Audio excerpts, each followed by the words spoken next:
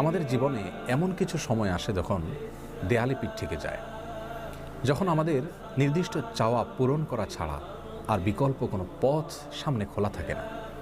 এ ধরনের পরিস্থিতিতে আল্লাহ রাব্বুল আলামিনের কাছে আমাদের মনের একান্ত কামনা বাসনাগুলোকে পূরণ করবার জন্য একটি বিশেষ পথ বাতলেছেন আমাদেরকে প্রিয় নবী সাল্লাল্লাহু আলাইহি ওয়াসাল্লাম, আর সেটি হলো ইসমে আযম। ইসমে আযম মানে হলো মহান নাম।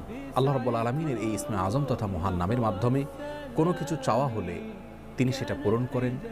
এই নামের মাধ্যমে আল্লাহকে ডাকা হলে তিনি সেটাকে সাড়া দেন। এ মর্মে নবী আলাইহিস সালামের অনেকগুলো হাদিস রয়েছে। অনেক উলামায়ে কেরাম ইসমে আযম সম্পর্কে বলেছেন যে এটি হলো আল্লাহ রাব্বুল আলামিনের যে মূল নাম আল্লাহ, সেটি তার অনেকগুলো গুণবাচক নাম আছে। তমধ্যে থেকে আল্লাহ রাব্বুল আলামিনের যে মূল নাম আল্লাহ, এই নামের মাধ্যমে আল্লাহ রাব্বুল আলামিনকে ডেকে যদি বান্দা কোনো কিছু চান কায় মনোবাক্যে অন্তরের গভীর থেকে, তাহলে সে দোয়া আল্লাহ রাব্বুল আলামিন অবশ্যই কবুল করেন।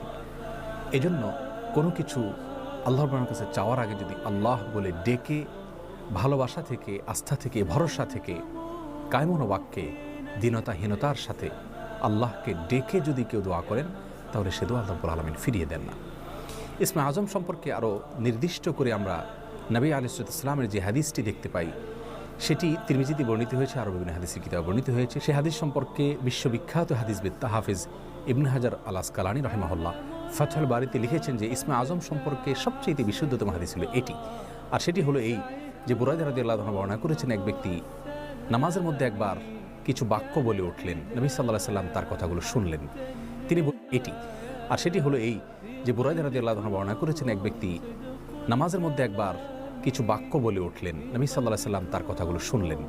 তিনি বলে উঠলেন, আল্লাহুম্মা ইন্নী আসআলুকা বিআন্নী আশহাদু আন্নাকা আনতাল্লাহ লা ইলাহা ইল্লা আনত আল আহাদুস সামাদ আল্লাযী লাম ইয়ালিদ ওয়া লাম ইউলাদ ওয়া লাম ইয়াকুল লাহু কুফুয়ান আহাদ। তার মুখে এই বাক্যগুলো শুনে নবী আলাইহিস সালাম বলেছেন, নিশ্চয়ই এই লোকটি ইসমে আযম পাঠ করেছে। ইসমে আযমের মাধ্যমে আল্লাহ রাব্বুল আলামিনের কাছে কোনো কিছু চাওয়া হলে তিনি সেটা ফিরিয়ে দেন না। এর মাধ্যমে আল্লাহকে ডাকলে তিনি অবশ্যই তাতে সাড়া দেন। এই হাদিসের ভিত্তিতে অনেক মুহাদ্দিসিন ইকরাম বলেছেন এটি হলো সেই দোয়া যেটাকে ইসমে আযম বলা হয়, যার মাধ্যমে এটি পাঠ করার পর আল্লাহর কাছে কোনো কিছু পেশ করলে সেটাকে অবশ্যই আল্লাহ তাআলা পূরণ করেন, মনের যে কোনো ভালো আশা